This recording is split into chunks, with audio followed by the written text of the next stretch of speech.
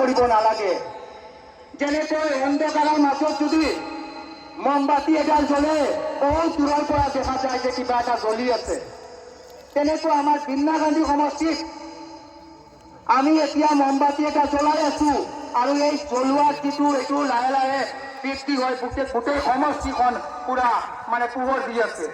এতিয়া আমি এই পোহৰবিলাক যদি আমাৰ সকলো পুৰা গোটেই অসমৰ মানুহে আমাক চাই আছে যে আমি বিন্না গান্ধীক কেনেকুৱা কাম কৰি আছো।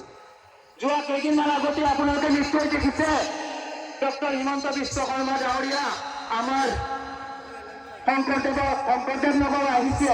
তেতিয়া কোনোবা এজন আমাৰ সাংবাদিক বন্ধুৱে সুধিছিলে আমাৰ বিন্না গান্ধীক টিকেট কোনে পাব বা কেনেকুৱা কি।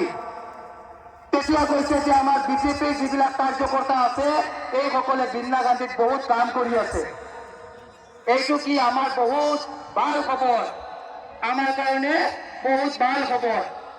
এতিয়া যদি আমি সকলো ৰাইজ কেৱল মিটিঙত আহিলে নহব, আমি ঘৰে ঘৰে আমাৰ নিজৰ ঠাইত আমাৰ বিন্না গান্ধীৰ উন্নয়নৰ কাৰণে, আমাৰ ছাত্ৰ ছাত্ৰী ল'ৰা ছোৱালীৰ ভৱিষ্যতৰ কাৰণে আমি যদি ঘৰে ঘৰে অলপ প্ৰচাৰ কৰিব পাৰো, চৰকাৰৰ যিটো